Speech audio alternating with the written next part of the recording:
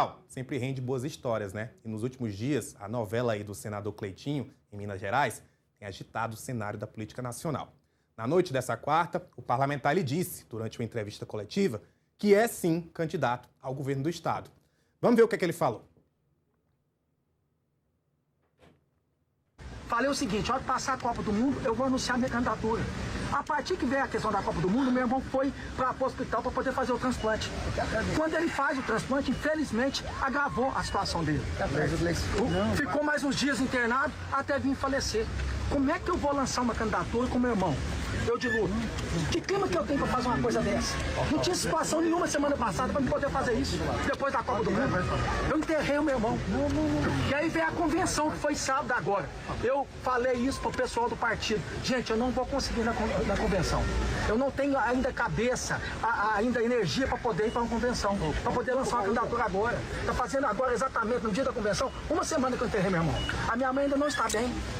Quem cuida da minha mãe agora somos nós, meus irmãos.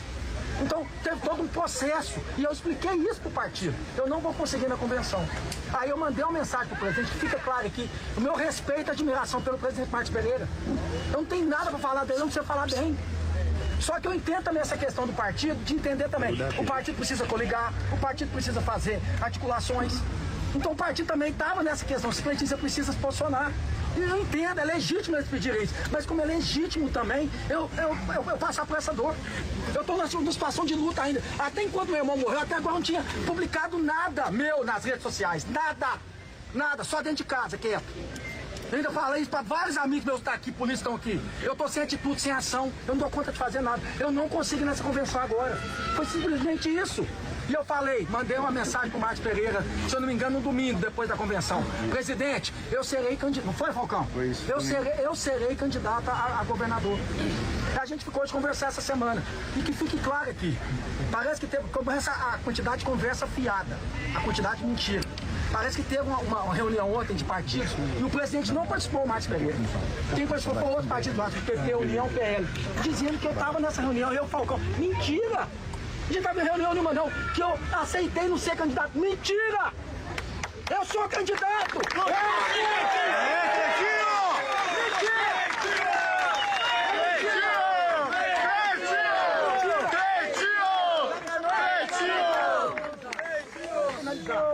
Aí falando, gente, realmente vocês não me conhecem, não. Realmente vocês não me conhecem.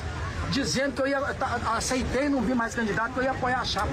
Se eu não vier candidato, meu irmão, eu não vou apoiar essa chapa que eu queria remontar. A chapa é minha e do Falcão que eu vou apoiar. Essa é a chapa que a gente vai fazer. Aí, Falcão. Rafael Veleda, nosso chefe da sucursal em BH. Você viu, né? A confusão com o Cleitinho é tanta que até eu engasguei, tossi, tive que parar aqui a fala. Rapaz, me conta, a gente sabe muito bem, você já falou aqui, inclusive com a gente no Agora Metrópolis, que Minas Gerais decide eleição. Como é que até agora, dia 30 de julho, ainda tá essa novela, homem? Oi, Rafa. Oi, todo mundo que está nos acompanhando. Bom que você se recuperou aí, Brasília, essa época do ano, realmente, às vezes pega na garganta, né? Mas, Rafa, pois é, a gente vem falando dessa novela nos últimos meses. Achei que o último capítulo podia ter chegado, mas não.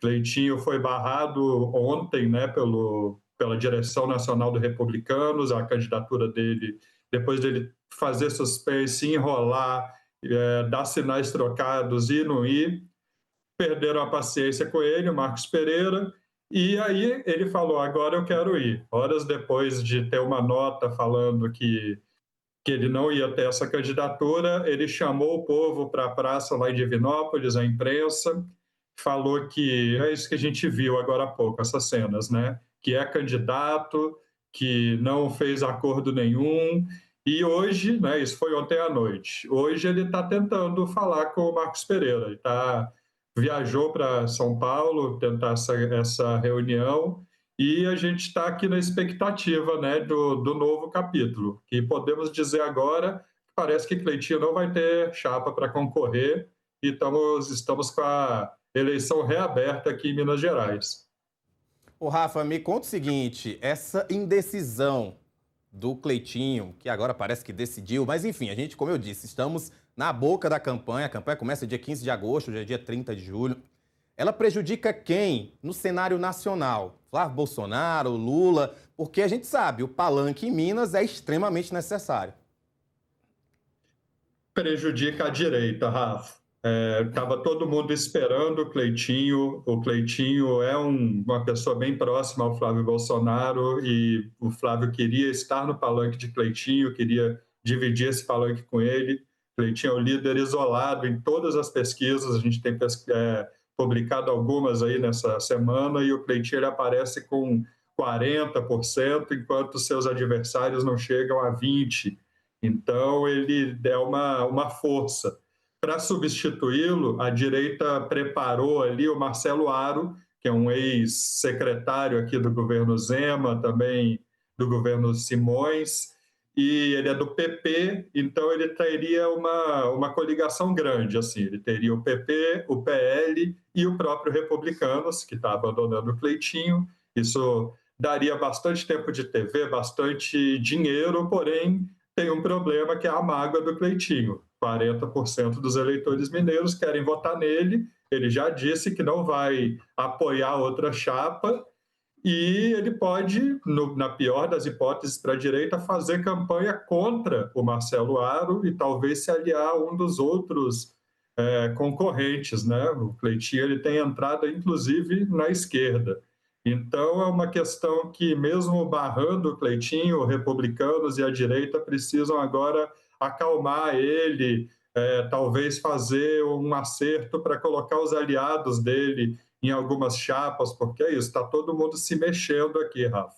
Marcelo Aro, que é essa pessoa que vira o favorito da direita, ele está saindo, está rompendo com o Matheus Simões, o atual governador, que é do PSD de Dado, e está sendo um rompimento ruidoso. Simões, que é uma pessoa bem calma, até veio dar algumas entrevistas hoje falando de grande decepção, Marcelo Aro virou as costas, Marcelo Aro seria candidato ao Senado na chapa do Simões, agora será um adversário forte do Simões, se for confirmada a sua candidatura.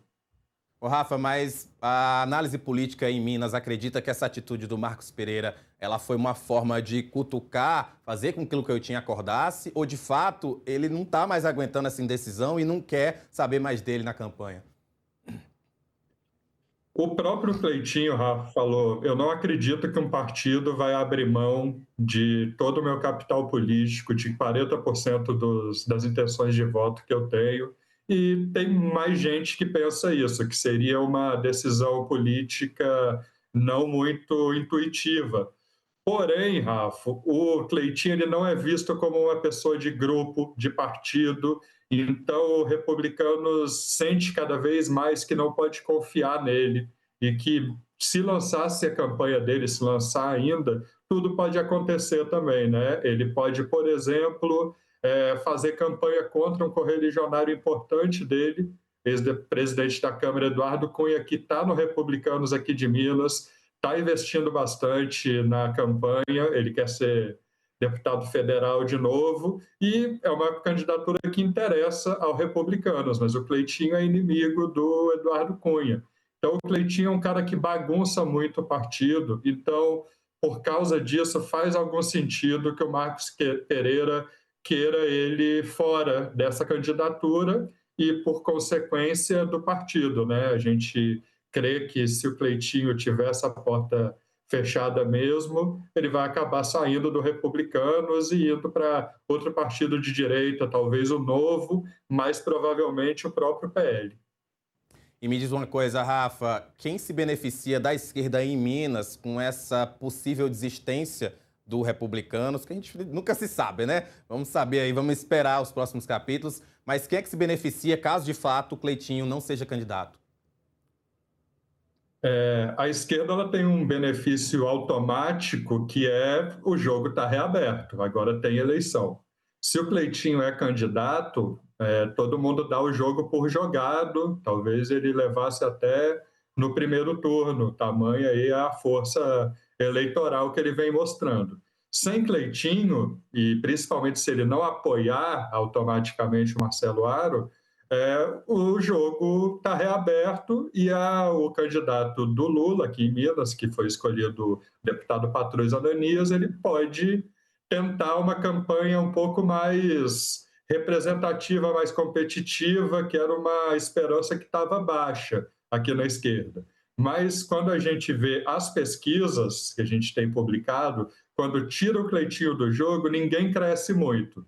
O Alexandre Calil, que vem em segundo normalmente, ele fica em primeiro, mas com a porcentagem baixa e com a maior rejeição. Patrus Ananias está começando a ser conhecido como candidato do Lula mesmo, então ele vai crescendo aos poucos nas pesquisas, mas não chega perto ainda do percentual do próprio Lula. Tem pesquisas que são feitas aqui entre os mineiros para presidente e o Lula consegue 30, às vezes até um pouco mais de porcentagem de intenção de voto. O Patrus está longe disso, está em 10, 15. Então, a esquerda vê potencial para ele se não tiver Cleitinho. Se tiver Cleitinho, Rafa, jogo jogado aqui em Minas, viu?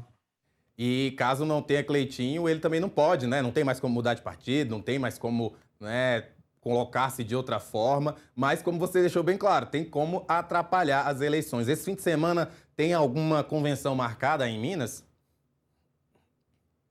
Temos a convenção do próprio PT, que vai oficializar aí o Patrus Ananias como candidato a governador de Minas. O PT chegou a negociar com o MDB do Gabriel Azevedo, que também é pré-candidato, com o próprio Alexandre Calil do PDT, mas a verdade é que essas legendas elas resistem a se associar ao PT aqui em Minas. O PT está bem enfraquecido, existe uma ressaca do eleitor mineiro com o PT por causa da gestão desastrosa do Fernando Pimentel aqui, que foi antes dos 2 mandatos do Romeu Zema.